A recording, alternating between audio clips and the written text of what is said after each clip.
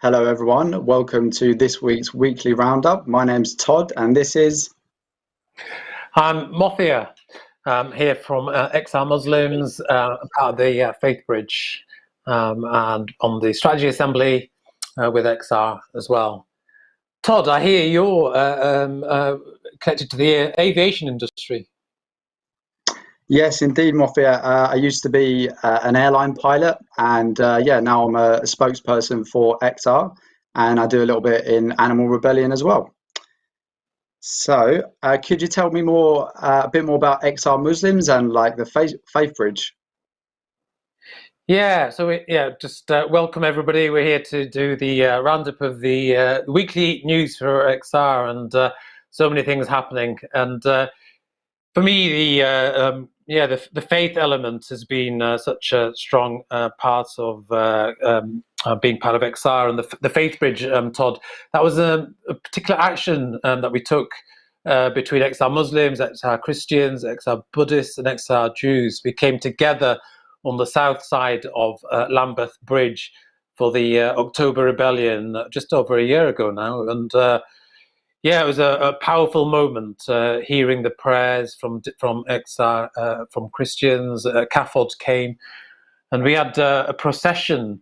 Actually, we had a remnant of Noah's Ark that was left on the south side, and we walked round the north side of Lambeth Bridge and going past Westminster, and we carried it forward. And I remember facing off with the police, saying, whose truth are you going to listen to? This is Noah's Ark, not at Noah's time. The symbolic truth that cut across all our different faiths, saying, are you going to listen to Boris's truth, or are you going to listen to the truth that we're telling you, that we're demanding this deeper truth? And of course, they started arresting us. Wow. And tell us about that, Moffat. I understand you got arrested and you've just had your court case? Yeah, I just had my court case this week, earlier, and with the two others as well, from XR Christians as well. And you can see the arrest here that was happening. It was quite a power. You can see more police at that time, and this was over a year ago. And I was one of the few that was handcuffed. I remember saying, what we were saying with this loudspeaker, and but at the court, the judge actually threw out the case, saying for myself that the police didn't give me any warning when I got arrested, and that was a key thing that they took into account, that there's no proportionality, because our right to protest, our right to assemble for freedom of conscience, they're there for a purpose under the Human Rights Act. And I was saying I'm a qualified lawyer as well, and so this is an important moment for me to stand up for our rights against the police. Them down. Yes, so courageous, Moffia. Thank you so much for your. You feel that they targeted you and acted disproportionately because of your ethnicity as well? It is something to take. I think it's important because I think they will see people that stand out. I was wearing my, as you can see, my Muslim, XR Muslims top there, and the color of our skin will point us out differently, and police will act differently accordingly, and we've got to bring them up to that, how they might target their unconscious biases, as we've seen in societies, and we've got to stand up for that and bring to account, whether it's the police, whichever public authority, to account to the law as it stands we've got the law is there to protect us as much as it will be used by the police in some circumstances against us as well. But and you've been standing as well, Todd, from your background as a professional pilot. Tell me a bit more about that. Yeah, so I wanted to be a pilot since I was 5 years old. And having spent 7 years training and a very long process, I'm still in over £100,000 worth of debt. It was no easy decision, but I was actually diagnosed with Lyme disease, which has become much more prevalent in the UK due to our mild winters and our warmer summers, and that was a bit of a wake-up call for me. At the same time, the rise of Extinction Rebellion was happening, and I just felt compelled to understand the science and, you know, see why these people were taken to the streets. And yeah, I think COVID was the final straw for me. You know, I just felt I had to get out and be a part of the solution. So it's been full steam ahead from there. But we've got a video at the end of this roundup if you'd like to stay tuned to watch that as well. Well, well done, Todd. I mean, to stand up for your truth, you know, with all the other pressures, you've got all that debt, as you were saying. I mean, it's incredible, you know. And so, you know, when people do stand up and act accordingly, that's brilliant. And we've you know, we've got to stand up for the positive things, that the good things as well. Let's not forget the good things that are happening. Like, you know, just this week, Scotland we found out Scotland's met 97% of its demand for electricity, so that's a positive thing. Let's bang the drums when we come to these good things that are happening. Let's not forget the good things, because we can get distracted from the good things because of all the difficult and tragic things that are happening in society. But yeah, with Scotland, they're steaming ahead beyond England. You know, I think, you know, Scotland, Wales, they're doing incredible stuff. Yeah, and, absolutely. Yeah, there's not much good news. You know, positive news is few and far between. So it is nice to hold on to that. But yeah, one positive thing that's happened this week. You know, we've had an amazing turnout of rebels and people in support of the climate and ecological emergency bill. We had a nationwide banner drop, and it's not just XR; it's NGOs, businesses, climate campaigners, academics and concerned citizens. You know, so far 103 MPs have come out in support of this bill, and yeah, I think we've got a video we'd like to play now, just to show some of the clips of the action last week. The Climate and Ecological Emergency Bill is a draft law which would mean that the UK would play a very important role in limiting the global warming to 1.5 degrees centigrade. The UN General Secretary has said this is the biggest existential threat to humanity. Please, if we can support the CE bill, that will empower the citizens to upgrade our democracy. Despite political allegiances, we need it for the future of our children and our children's children. Please back this bill. It's the only method we will have to do the right thing to save the planet. Please back the Climate and Ecological Emergency Bill. It's time to start putting actions ahead of words. And this bill is a way of showing that you trust in science rather than party politics. This is about saving people's lives. This is about preventing mass displacement. This is about protecting food security. This is about protecting life on Earth. We appeal to all MPs to please support the Climate and Ecological Emergency Bill. Please back the Climate and Ecological Emergency Bill.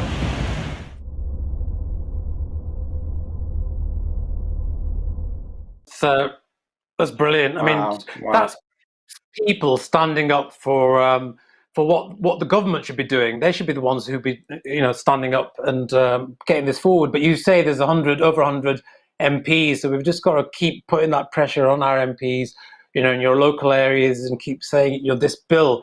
That's what the government wants to distract us from. They want to distract us from the actual things that can actually make political and actual change towards meeting this crisis. Instead, we get, you know, other stuff put into the news that distracts us. You know, absolutely. Yeah, just to say, like, that you know, it is it's not an XR thing. So, you know, it's just great to see so many organisations coming out and supporting the CE bill, and really it just holds the government to account. You know, they've got this 2050 net zero, which is enshrined in law, but they're failing on all but 4 of 21 key indicators.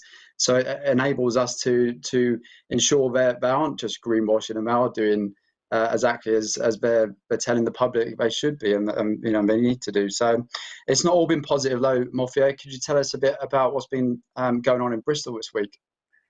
Oh yeah. But before we just go to Bristol, just want to big up XR, just the Leicester groups as well, because I saw a little video there, and they did a little banner drop there as well on the A6, and that bridge. That was them, you know, Karine and Prab, Elaine and Pam coming together to do that, and you know, it's just it's brilliant to see all our local groups coming together and just thinking about what's going on these local areas. And yeah, going across the country towards Bristol, yeah, as we all know, there's been some pretty intense stuff going on there in the news. And, and again, let's just, we're hearing all this, what's happening in the news. And again, it's going to distract us from the big stuff, because we'll start questioning all these things around the role of violence and so on. And we've got to keep holding onto what's important, like this distraction around violence. What's happening in Myanmar as well, like we just saw in the news, children being shot in other countries, and that's the level of violence that's being perpetrated by state actors. And but there's a certain privilege we've got here as well. As I was saying, that the law does stand up to an extent around our rights, and even if the law comes in, whatever law comes in, the courts have got to look at that through the Human Rights Act and our rights for assembly, our rights for protest, and they've got to act proportionately. And so we've got to make a stand for that. Yeah, absolutely. So that's one of the big. Carry on, Todd. Yeah. Yeah, I was just saying, there's also been some other news, about, there was a collaboration of NGOs, and I believe the 60 top banks and financiers have contributed 3.4 trillion to fossil fuels since the signing of the Paris Agreement in 2015. I mean, what is 3.4 trillion? That number is just staggering. I mean, that's since 2015. A trillion, and I had to Google that. I think it's, well, I haven't actually Googled, but I think correct me, Todd, is that 1,000 billion? Yeah, it's 1,000 billion, Mofia. I mean, it's just, you can't even get your head around it. And, it's just mind-boggling to say that we've had this international agreement, and, we're aware of, the need to act now, and yet the system is just operating, in completely the wrong direction. So, and what we're seeing in the UK as well, we've just recently had the licenses approved by Boris for further drilling in the North Sea. So,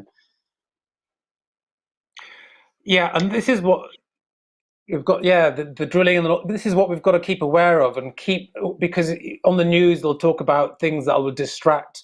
Talking about, I was just saying before about the protests and so on, but all this thing is happening in the background with the investment of fossil fuels. That's still carrying on. So all the small wins that the government tries to say, we'll talk about the other greenwashing that's going on over the last week. But keep in mind, 3.4 trillion invested in death to around our globe by the fossil fuel industry. That's what they want. That's what they want us to not be seeing. And we've got a little video here as well about around one of the actions at Tufton Street, which was Writers' Rebel, which is this. We want to get a huge coal mine built in Cumbria. Can you help us? How much do you charge? Well, 100,000 for 2 days' work, maybe 500,000 for a half year's work, 2 million for 2 years' work. What will you do for that? Oh, we'll produce a report for you.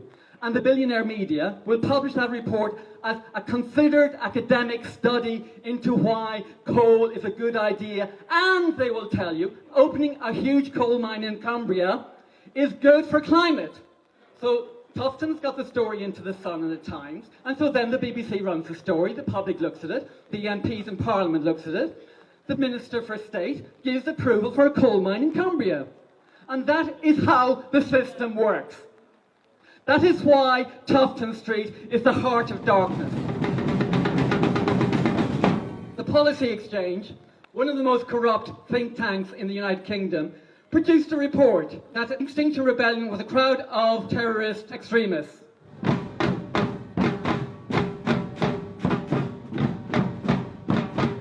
He was the cop who was kicked out in disgrace for framing the Stephen Lawrence campaign.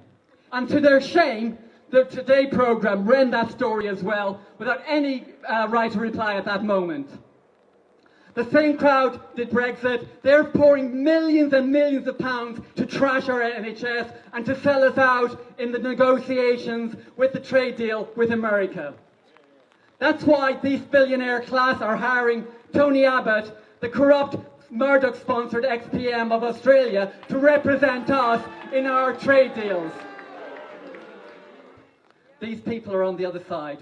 We must shine the truth on them. And one thing we must demand as a first step, and that is no more media for secretly punished reports from this corrupt outfit. Thank you so much. Onwards and upwards.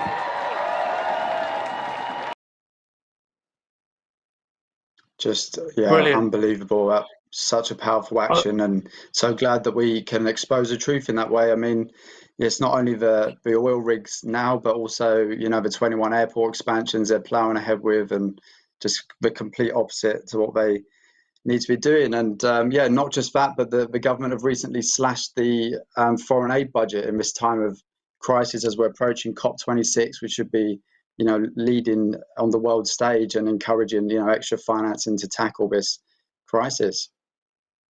Yeah. I mean, Donica just spoke there with passion and courage, and that, you know, we just got to remember as well, like that's, you know, that part of that action and what happened with the action with Murdoch Press. You know, that now the consequences are this bill that's coming out, and you know, but we've got to remember how these stories emerge and what's behind all this. What does the government want to put over our eyes? What's the greenwashing that's going on? You know, we've got another greenwashing that's going on with Boris. He's talking about was it zero flying, zero jets or something? Todd, tell us a bit more about that. Yeah, so he's got this this jet zero council, and he's telling everybody that, you know, we're going to have a jet zero aircraft. It's, you know, it's decades off, like 2 or 3 decades away. So far, we've got Shell Aviation, who have coined this term sustainable aviation fuels, which is essentially biofuel. And, you know, it's just a way of returning to business as usual. For context, the wheat required to meet aviation's demands pre-COVID in biofuels equates to almost as much as humanity's entire food calorie requirement. So, you know, to say, what's more important, food or flying, that's, you know, that's how desperate they are to get aviation back to business as usual and continue with this extremely destructive industry. The reality is there is no green solutions technology in aviation in the short to mid term.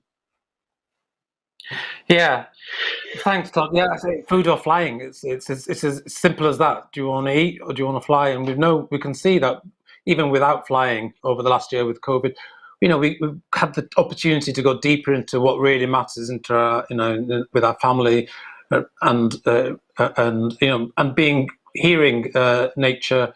I saw a report recently, actually, it was just on today, actually, on the Radio 4. It's talking about how, for the first time, the scientists can actually hear the clarity, the sounds of whales, because there's no sound of the boats going across. So that there's these things are emerging because we are not flying. We haven't got the same economy going. So we've got to remember and just not keep seeing what's happening behind the scenes. Like with the Green Homes grant as well, that's another thing that was promised by Boris, 2 billion. Compare that to the trillion that's being invested into 3.4 trillion, and a trillion is 1,000 billion. That's what's being invested into death, into life, into green homes. It was going to be a tiny 2 billion, and even then the government's just slashed it this week. And that was going to be into the Green Homes grant to get us, reinvest into a home, set up a whole new industry around apprentices, and but instead they've cut that off and axed that whole scheme. I think we've got John Fuller now, who's going to speak a bit more about this latest. Hi, John. Brilliant, yeah. John. Hi, John. Hi. Hopefully you can hear me. Yep, we can hear you. Great. Do you want to tell us a bit more about this Green Homes grant slash? Yeah, well, I mean, it's so frustrating. It really is. A couple of years ago, the Committee on Climate Change described the government's approach to tackling home insulation and other issues like that as akin to Dad's Army. It was absolutely ridiculous. They couldn't organise anything. And here we are 2 years down the line, and it's just as bad. If it does help people to understand that, in winter, one of our greatest energy needs is actually to heat our homes. And if in winter we were to have a high pressure system that settled over the country for a week or so, and our wind turbines weren't turning quite so much, and we didn't get so much electricity from photovoltaics and wind turbines, well, you could have a problem if you were providing all our heat from electricity. So to get round that, the Committee on Climate Change says that we need to upgrade the housing stock in the UK. Virtually every home has to be upgraded, and it's got to be properly insulated so that we use less energy in the first place. And secondly, they want us to move over to, a lot of us, over to heat pump technologies.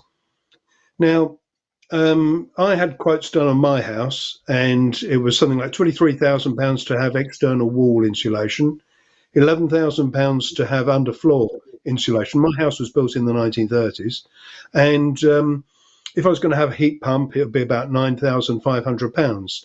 So without even having a photovoltaic panel on your roof or a battery storage inside the house, it's a phenomenal bill. It's really, really expensive.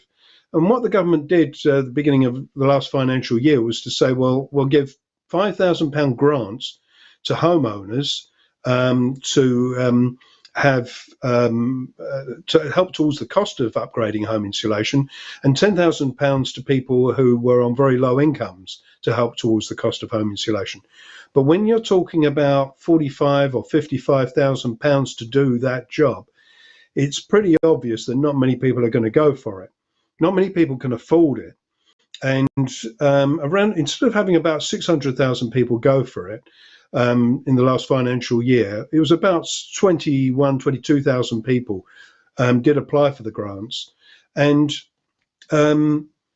the scheme just collapsed. It was just so overburdened with bureaucracy. There were so many checks required that the scheme just barely got going, and it was only about 80 odd million pounds of a £2 billion budget that was actually spent. And it just gets worse. The catalogue of failures just gets worse, because the government had allocated £2 billion and then decided that it wasn't going to roll that money over to the next financial year and effectively cut the budget for next financial year. And now we've got the latest announcement that they recognise the scheme wasn't working, and so they're going to pass the job over to local authorities. Well, fine, local authorities have got a better track record for doing this kind of work, but they've suffered so many cuts in their budgets over the last few years. You've got to wonder whether they're going to be able to actually handle this very quickly from a standing start from, April. The new financial year starts in April. And, we've got to wonder whether local authorities are in a position to be able to pick that up and run with it. So it's very worrying that we're not getting anywhere near as many houses properly insulated as we need to have. In the UK, we need to have probably about 21 million homes properly insulated. Now, the government's thinking in terms of doing that over 30 years. But if you treated the climate breakdown as the emergency it is, then you'd say that the current system, any kind of system like the current one, just isn't going to work. If it's piecemeal, just the odd little house done here and there at a tremendous cost, it's going to take you decades, perhaps 50 years to get the job done. It's far too slow. So the only way to do this is actually to have insulation done, proper insulation jobs done in every home in a street, and do every home in a street in one go.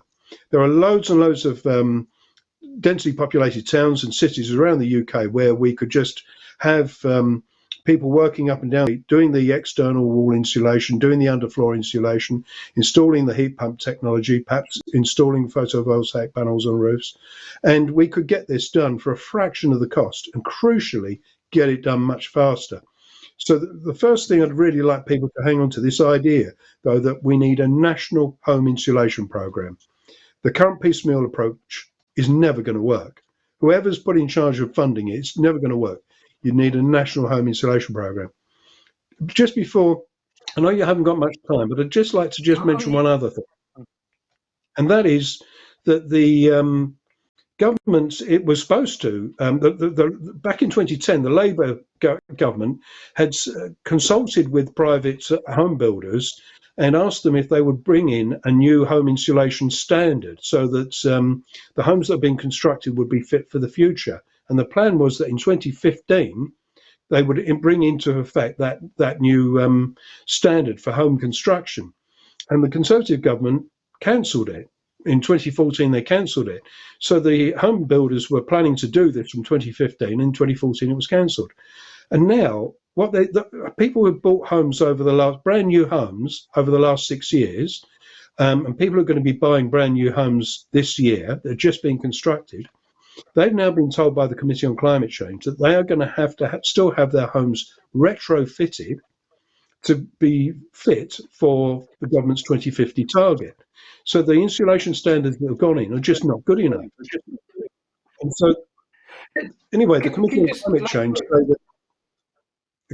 Climate Change say it's going to cost them, each homeowner, around about £21,000 to upgrade a brand new house to the standard that the government says it needs to have 50.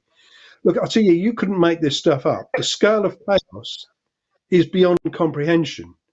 I just don't know what to say. It just drives me mad. How could we get it? How could government be so incompetent? How could it fail so much when we're told that we face a climate and ecological emergency? John, so that's what was if you say that it's not that we need to, like, the government isn't that maybe they've got strategic advice that they want to make this fail. That's the thing that we're trying to talk about, that there's distraction by the government. And, you know, I was talking to, I've got friends who were actually in the industry. They were looking forward to getting young people into apprenticeships to start. Like, think about it. How many homes did you say? 21 million homes need insulating. So how many jobs could that be, do you think, for young people? At least 250 jobs. And they're talking about wanting to regenerate the economy. That could have been done, but they didn't actually incentivize it. They made it look like they were going to do something. And this is the greenwashing that happens. And then they don't give the jobs out. And they say, oh, it's a failure. So the market doesn't want it to happen. Actually, it's not about the market not wanting to happen. Think about it. We've been talking about, so when you're talking about like subsidies, like to people, like rather than giving tiny subsidies to individuals to be able to do this, they're giving 3.6 billion to subsidize the climate, the oil industry. They could have given a tiny subsidy. They're putting it onto individuals to pay for their own homes when they could be subsidizing the population to get their homes insulated and up. Like how much do you know? How much would that have saved this country if we had our homes insulated? Like how much closer would that bring us to our targets? And John, just before we move on, is there anything one last you'd like to mention before we move on? Well, the UK, we import a lot of gas, and if we instead of importing gas into the UK, we were energy self-sufficient. That is, we used renewable technologies to provide the heat we need for our homes. Then that would save on our balance of payments around about £12 billion a year. Now, if you think about it, £12 billion a year the UK economy saved, that goes a long way towards insulating a hell of a lot of homes. The money is there, the savings are there. We can do this. We just need government to get organised and make it happen. Brilliant. Well, thank you so much, John. Really appreciate your input. Brilliant. Yeah, thank you. And I know it's not exciting. It's not kind of sexy stuff, is it, John? We're talking about insulation and stuff, but what it is that it's the groundwork. It needs to happen because this is also just going into home prices as well. Like if you're thinking about buying homes and so on, like with the floods that are going on, the cost is going to go down, and we're bearing the brunt of that when the government should be the ones who are making sure that we are protected from all that. But they're not doing their job. And talking of floods, Mafia, we've got some videos of what's been happening in Australia recently. If we could go to that video now, please. Okay, so we've got there's houses that are floating down the river in Australia, and as we saw, our floating house down the Thames. This is a reality that's happening right now in a country which, largely denies climate change is a real thing, certainly from the political perspective. But incredible. Just to see that comparison, isn't it? 'Cause that was an XR action about the house floating down the Thames as if it was like, far in the future. And then we just see a video there with actual houses in Australia. They've been facing fires last year, and now they're facing floods. It's a whole load of pestilence and crazy. And it's not just the floods, but the spiders as well, Moffy. I'm not sure if you are keen on them, but apparently the spiders have they've had to find high ground, so they're climbing up buildings, they're coming into houses. It's like an apocalyptic scene out there. So nature is reacting and responding. The canary in the mine, you can see how they're trying to escape and from death. So and we are not taking the right. Our governments aren't doing the right actions to be able to protect us.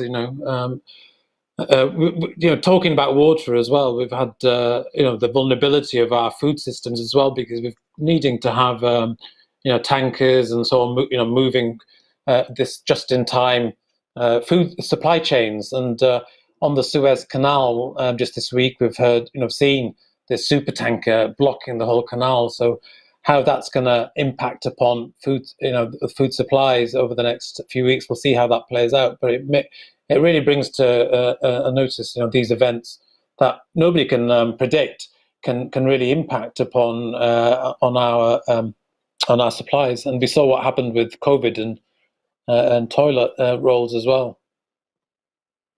Yeah, I mean, could you imagine if there was generally a food supply issue from multiple breadbasket failure and the panic buying, at the beginning of COVID, when there was no supply issues at all. So next. Well, that was, go on, Todd. Yeah, thanks. So next, we just wanted to mention that World Water Day happened last week, and tomorrow there is a live at 8 p.m. So if you can join us and learn more about what's going on there. On World Water Day, there were over 40 Extinction Rebellion actions in 22 countries. Our next water event is the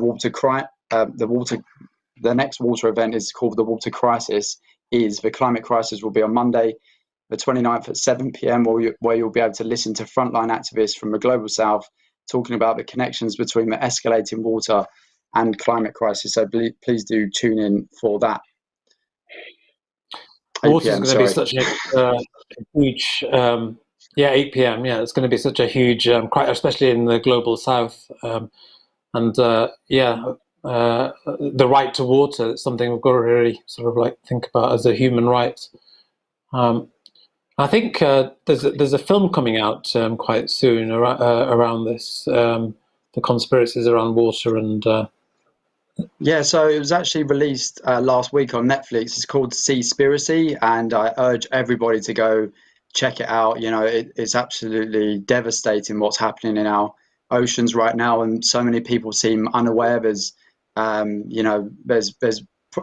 problems with labeling and and corruption right the way across the fish industry. And scientists are forecasting that our oceans will be empty of fish by 2048.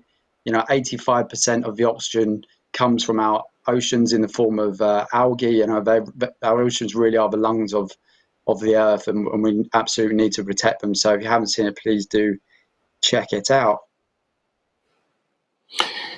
Yeah, and the other upcoming events that are coming up, we're gonna Money Rebellion is going to be starting on 1st of April. So we've got something to show you around what that event, which is something to look out for.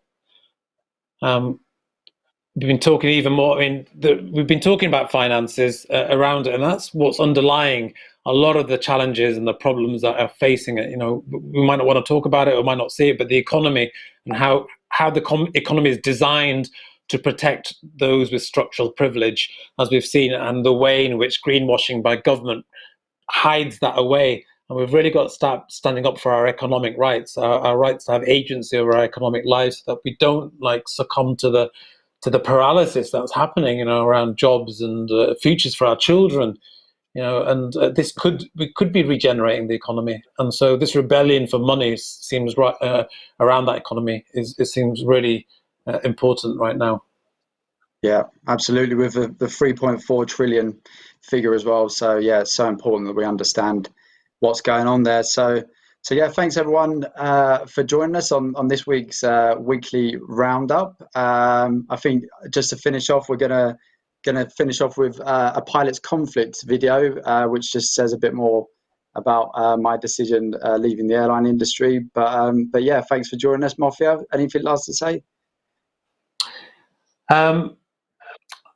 I just to say thanks. It's been brilliant just to do this with you, and I think it's been it's great just to be able to see all the news and see all the different threads. And thanks to John as well with that passionate take upon what's happening, and just follow up on all those news items, keep abreast of the news. And in Islam, we always say "Assalamu alaikum," peace be upon you, and remember, to take. Even whatever's happening, take refuge in ourselves and hold on to that place of peace within ourselves in our actions as we go forward. Beautiful. Thanks so much.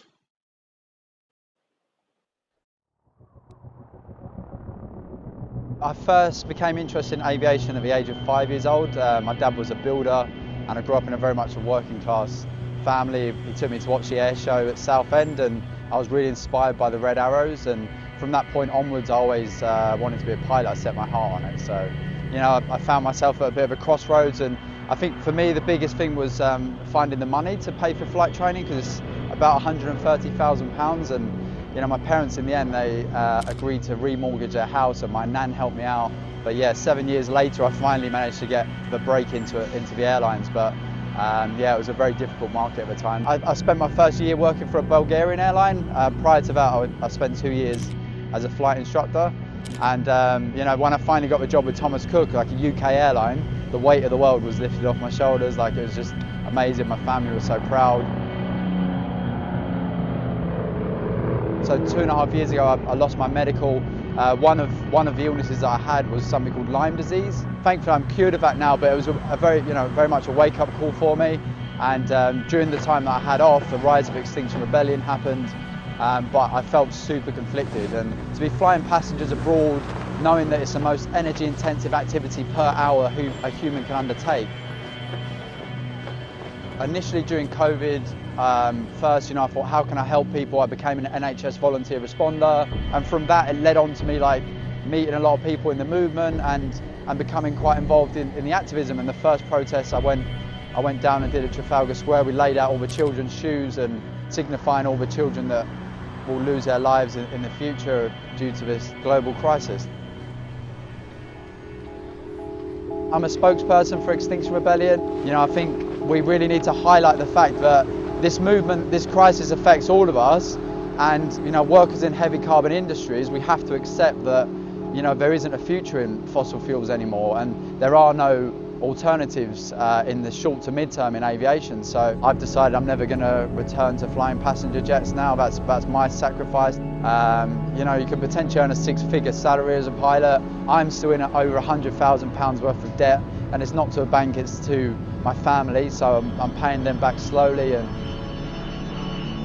thankfully they support me, my family, and I couldn't do it without their support. To become an airline pilot was an absolute dream, and they saw how much I gave up to make that a reality. Eventually my family came round, and now they're proud of me.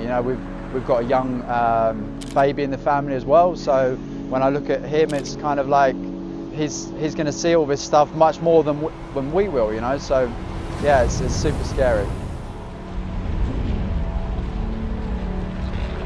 The airline industry, when every other industry is looking to reduce their carbon emissions, they're going to triple their CO2 emissions by 2050 based on current forecasts. When everyone else is trying to decarbonise and the industry thinks it's exempt just because it enables us to go on holiday and sell us all these ideas of consumerism And knowing what I know about the climate crisis and knowing how privileged aviation is, 80% of the world's people, over 80%, have never even stepped foot on an aircraft. So globally, just 1% of the population create 50% of the aviation emissions.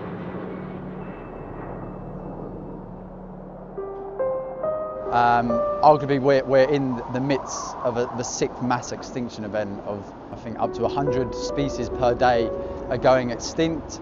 So, you know, we are just at the beginning of climate and ecological breakdown, and this is already how bad it is. If we see 4 degrees of temperature warming, which is predicted by 2100, vast parts of the planet are going to be uninhabitable. Most of Africa, Spain's going to look like a desert. People are going to have to move north. We're forecasting 1.2 billion climate refugees by 2050. Most of these people, they might not survive that journey of leaving their home country when there could be, you know, war, famine and droughts. So yeah, clearly our addiction to fossil fuels has to end. Our Earth is dying. Mother Earth is very sick, so we are interlinked, we are part of nature, and I think as humans we've really forgotten that. I think aviation is always going to be in my heart, and you know, maybe I can go gliding or, you know, something without a petrol engine, but yeah, it's you know, I'm not sure for me what the future looks like. Right now I'm trying to work out how I can best be a part of the solution. I want to be able to look younger generations in the face and say that I did everything that I can, knowing what I know, to try and avert this catastrophe.